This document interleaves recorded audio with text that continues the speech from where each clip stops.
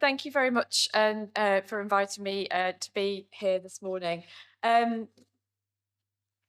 I'm going to sort of really kind of try to wrap up what my fantastic colleagues have been talking about today, really been talking about kind of now and next. And I really want to do this a bit of zooming out and look at maybe a little bit looking back casting actually, but really looking forward up to 25 years ahead and really think about the relationship between transport and technology and how that's going to develop over the coming years and decades. I'm going to try to not use all of the time on the agenda, so hopefully we'll have a bit of time for Q&A at the end. So, my role in Department for Transport is Deputy Chief Scientific Advisor, which sounds very grand. I work for Professor Sarah Sharples, who's the Chief Scientist at DFT. All government departments have a Chief Scientific Advisor, and their role is to, generally they come in on a fixed term contract, and they are usually appointed from academia to offer advice and challenge to departments and to ministers and to help ministers make good decisions.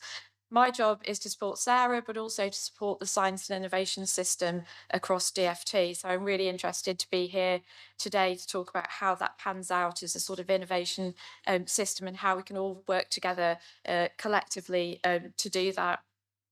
But so part of our job, of course, is advising ministers on how to make good decisions about the future of transport. And that is really to support them thinking about how transport is changing and how transport has to change. So this morning I'm going to talk a little bit about technology more broadly across transport, and I'm going to talk through 5 key technologies that I think will really shape the next 25 years in transport. So whatever you think about transport and technology, it is changing, it has to change, and it will continue to change. So, thinking about transport today, many of the things on the left-hand side of that slide are things that we're all familiar with, that we're still familiar with, and we were familiar with 25 years ago. And maybe many of those things will still be there in 25 years' time. Hopefully not the air pollution, I guess, and maybe fewer petrol stations, but we will see. Um, but we all know that transport will still continue to be all around us and play a fundamental role in our lives. And I often think that transport is kind of like laundry, it never ends. It's never perfect, and people don't really notice you doing it until it stops working. I think as Kyla was talking about connectivity.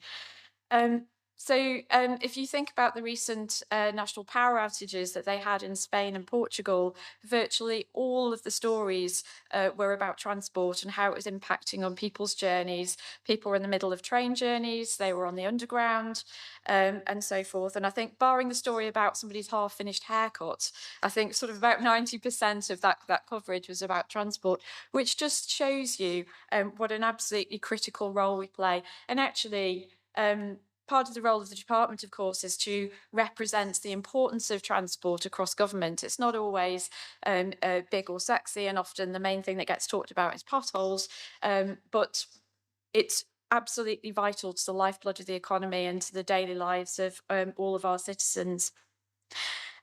So I think that if you look at the right-hand side of this picture, some of the technologies that are here now, but I think are really represent what's going to shape the future as well. So connecting autonomous vehicles, I would say, is one of the key themes that has really emerged over the last decades of being much more of a reality than we perhaps thought they would be maybe kind of 5 years ago. And we've all become accustomed to much more automation in our vehicles. New fuels, the rise of EVs, again, one of those things that maybe sort of 10 years ago was hard to see how they would get the market penetration they've got there. And of course, there's a lot more work to do there. But that has really caused a revolution that we're in the middle of at the moment in terms of thinking about how that will pan out. And it's not just in cars, of course, it's thinking about how we power HGVs. We're doing some trials on battery and hydrogen and fuel cell HGVs at the moment to support industry to figure out how they're going to work. But we're also looking at sustainable aviation fuel, and that's actually going to be a huge change because we have to work internationally, as we do with maritime as well, to think about what is the green fuel mix of the future. And of course, in international travel, it's not as straightforward as you can't make a unilateral decision there. We've got to work internationally, which is an extra dimension. And then I think the final one is around connected journeys, connected transport, connected travellers, and how our expectations have changed. I think Uber is a really good example of that. So I think we all probably remember, or maybe some of you don't, but I certainly remember, if you're somewhere unfamiliar, you have to find out, you might even have to look in physical yellow pages when I was growing up to find a taxi company. You ring them, you don't know if they're going to turn up or where they are or how much the fare's going to cost. And I think there's companies like Uber, which don't own any assets, but just really essentially a kind of software and contracting platform. But it does typify the expectations that we have now that have changed dramatically over the last 25 years, that are continuing to change in the future. And I think this is something, and the previous speakers have said, we really have to bear in mind in terms of thinking about how we shape the services that we all offer as expectations rise. But of course, demand and kind of demographics change as well. So, we all know that we're moving into an increasingly aging population. But I think one of the benefits that we'll see as we go through that is that group of people who are kind of not internet savvy or not connected, and that we have to be really careful that we still cater for now. We'll move into a world where increasingly even quite elderly people have grown up with the internet and grown up with connected services. So that offers us some real options for how we enhance the lives of older people as well. And of course, the demand on the freight system has changed really dramatically over 25 years and will likely change again. So before we move on to the slide, actually, I thought that it might be interesting because we often put up these slides that talk about 2050, and it feels like it's impossibly far away, and it feels like maybe everything could happen between now and then, and I guess it could. But actually, when we think, those of us old enough to think 25 years ago actually doesn't seem that long ago. And I was thinking back to the start of my career at the late 90s, around 2000, of what we thought about driverless cars there, because I had some memories and I actually used ChatGPT to check that I was remembering this right. So I asked ChatGPT, what were people's expectations in 2000 about driverless cars? So everybody had this futuristic image, which you see on the pods there on the slide, and they really convinced that driverless cars wouldn't be driverless cars unless you could, there was no steering wheel, you could go to sleep, read a book, watch a film, do whatever you like. Very kind of Knight Rider, Minority Report kind of thing. But the other thing was there was actually a really over-optimism about when we would see fully driverless cars on the network as well. So we thought we'd probably see them in 2020, and that they would be kind of almost ubiquitous by now, which of course they are not.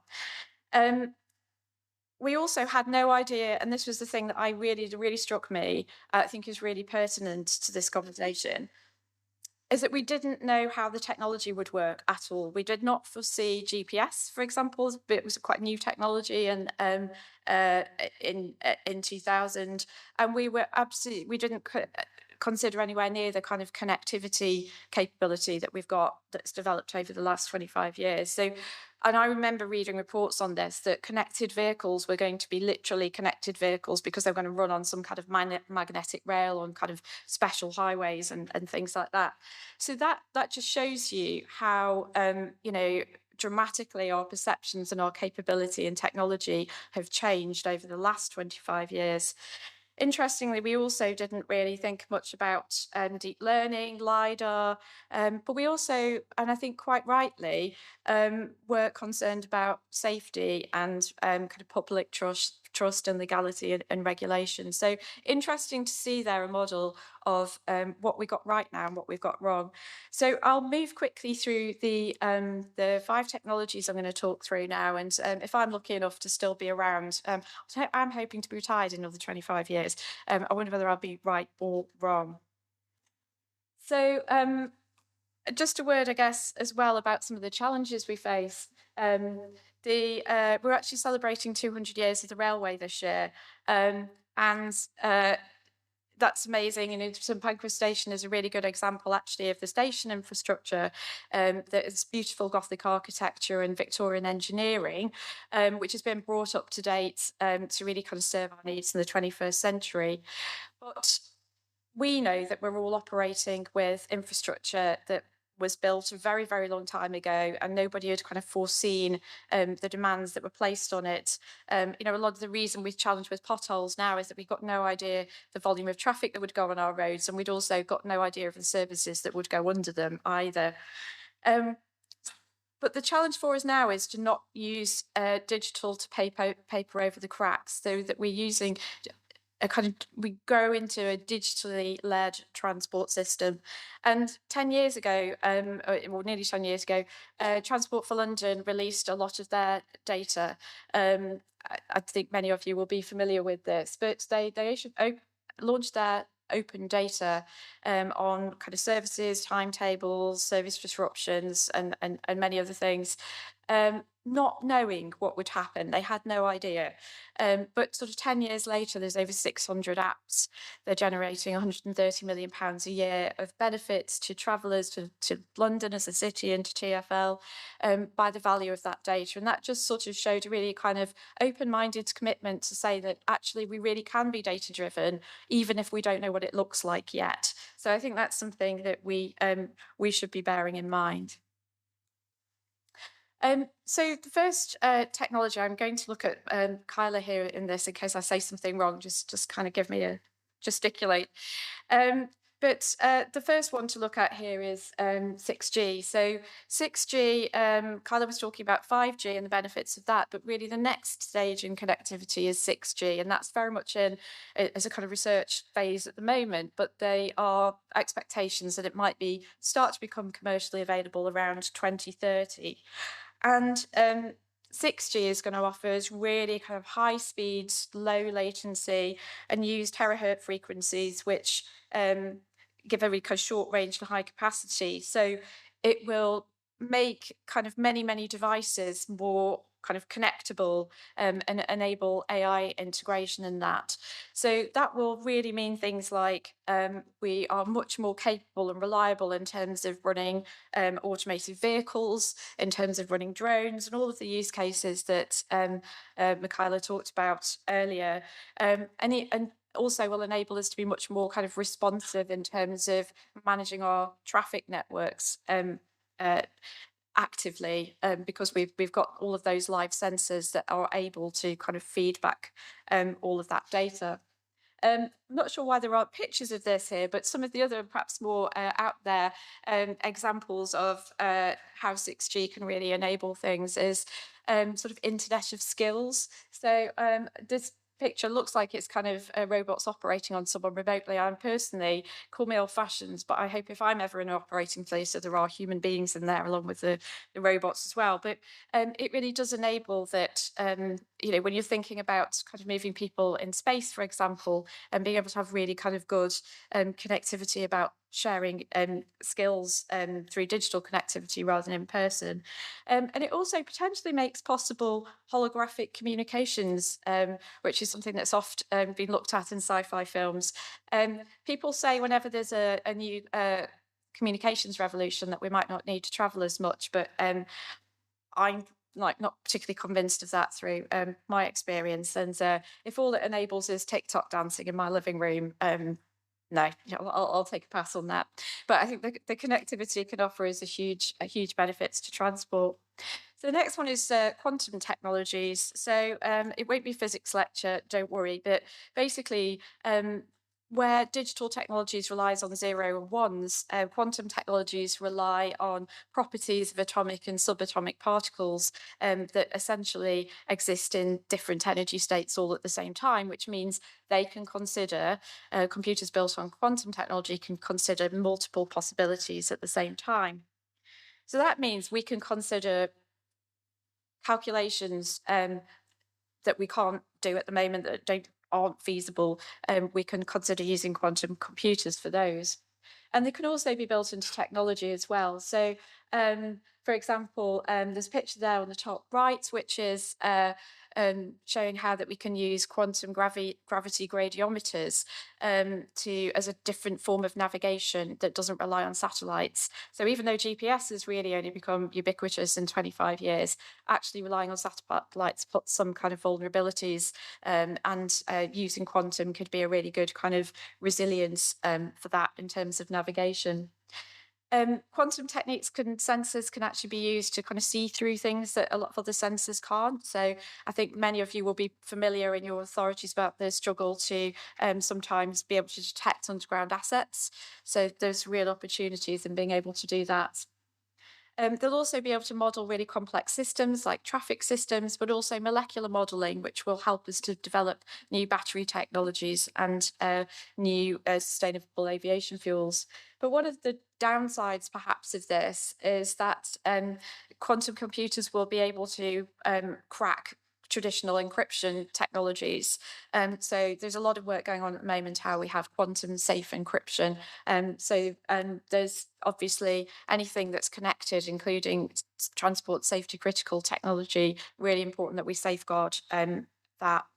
And DFT doesn't directly fund any quantum research, but we do have a quantum lead, and through his work and influence, we have managed to get a lot of investment through kind of more centrally government funded quantum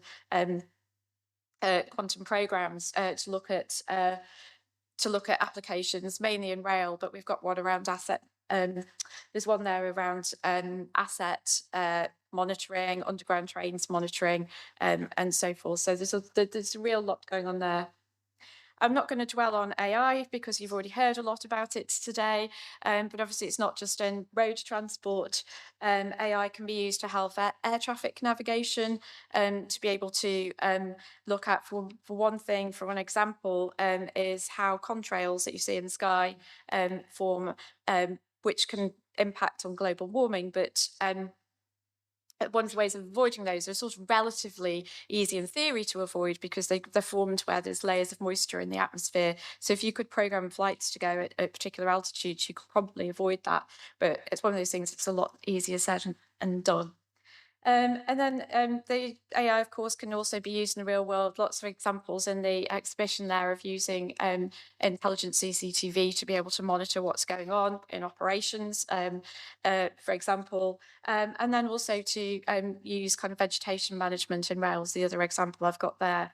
But so many applications that we really need to be able to sort of experiment with and take forward. Transport digital twins, we mentioned digital twins earlier, and while a true digital twin is really looking at a kind of whole system level with live data across time, we might not be quite at the place where we've got so many of those yet, but we're working really hard on this in DFT to consider how we can build digital twins and how we can use them for transport applications. So they are really good at, for example, looking at interactions between different parts of the system. There's buildings illustrated there, but that means that we can really start to use those to intelligently program maintenance activities and other activities by considering the interaction between different assets and being able to optimize that. We can also use them to consider the kind of behaviour of traffic, behaviour of people. So, for example, in crisis response, whether that be however that crisis may be caused, but living in an area where we're challenged by extreme weather, we're seeing more and more often how transport gets disrupted, often quite suddenly by weather events. So being able to understand and model how to respond to incidents like that is really important. But we can also use digital twins to trial technology as well, in the sense that, you know, if we've got a live representation of the physical world, then we can use that digital representation to kind of almost rehearse new technologies in a way that enables them to be tried and tested without expensive or disruptive tests and so forth. And the last technology I'm going to look at is around transport and automation. So Last year, DFT managed to get through the Automated Vehicle Act, which is really a fundamental piece of legislation that defines the responsibilities between drivers and vehicles, and sets all those kind of processes in place to allow this. Because if we're going to move to higher levels of autonomy where the vehicle is in charge, that's just a really fundamental change in terms of how road safety is thought about. So that act is in place, but it also makes the sets the boundaries for and enables secondary legislation, which is where all that detail will be worked through. And there's a lot of that going on at the moment within DFT, and I think we'll be putting some announcements out fairly soon about sort of consultations we'll be doing around that in the coming weeks. It also enables kind of drone technology. So drones, one of those areas where, you know, consumer drones and sadly even kind of prisoner drones are in the crime community are, you know, people are making use of drones. But in order to be able to use them kind of at an industrial scale and for benefits that, like, you know, deliveries and so forth, or even incident response and things like that, there's a lot of the regulation and safety that we need to think about, and that was mentioned earlier as well. But we're working on that, and I think so. Drones is one of those areas I think will really take off, if you pardon the pun, over the coming decade or so. Really important as well that we think about how automated vehicles work with people and working with all parts of society, and not just the kind of able-bodied or you know, digitally savvy, but how they work for everybody.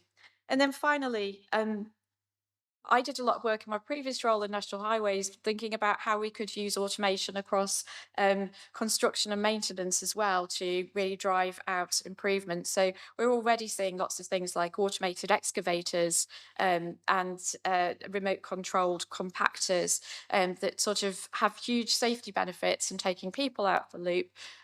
But also because they can often be programmed to sort of dig right first time, actually they've been demonstrated to be significantly faster. And a data-led approach to construction as well inherently kind of leads to more efficiency. So I've sort of done a bit of a whistle stop tour there, really, across all of those technologies that I think are likely to kind of impact. But to wrap up, I wanted to do a bit of a kind of call to action, which I think builds on the things some of my colleagues have been saying today. So I think that, first of all, I've said think big, start small. So I think it's just really critical that when I gave you the anecdote about thinking about connected vehicles 25 years ago, it's really important that we do some really good thinking about those kind of the technology framework that we need to be in place at a more kind of national level, so that DFT in particular, but all of us are working towards that framework that gives consistency and enables all of you individually to go away and work on your particular project. So I think there's a balance here that we need to get right, between thinking about how that sort of national level works, but also how we don't just waste time waiting for everybody to fix and build a massive system before we do anything, but actually how we start to learn and start to build the tools, techniques, and bank the benefits of AI and other technologies right now. Data, of course, is the lifeblood of this, and there's a lot of work for all of us to do in thinking about and valuing our data and thinking about how we can kind of build it and build it, improve it, quality assure it, because this is really the value and the lifeblood of all the technology that we've been talking about today. And if you're ever in doubt of the value of your data, sometimes it's really good if you can run a kind of hack event, because actually in a previous life I ran a hack for National Highways looking at geospatial data, which Sam's team actually won. There was no kind of, I didn't know Sam at the time, so there's nothing there.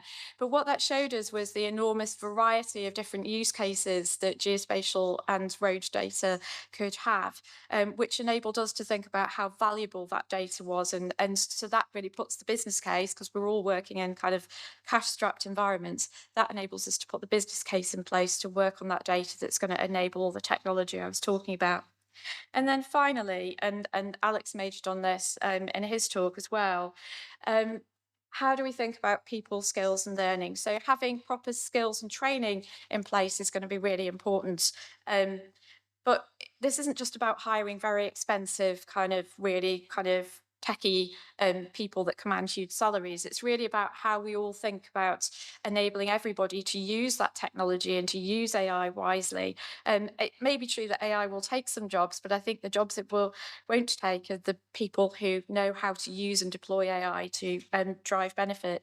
So training is really important. Skills are really important. Um, I do have hope for the next generation that my kids like to use games like Planet Coaster, where you kind of build your roller coaster park out of modular pieces, and you monitor the footfall, the prices, and so there's a whole generation of people who've grown up quite data savvy, and I hope that some of that kind of translates into an interest in working in transport. But I think fundamentally, what we can all do, every single one of us, no matter how data savvy we are, all of this is around shared experience. And we all learn from the trials and technologies that we're all testing out. So being here today and sharing everybody's experience, seeing what supply chain are up to, hearing about what local authorities are doing is really like the most basic, the easiest, the best, and the most enjoyable thing that we can all do, which is why I'm very grateful here to be here to talk to you all today. And I don't know if I've left any time for questions. Sorry, Darren, but thank you, everyone.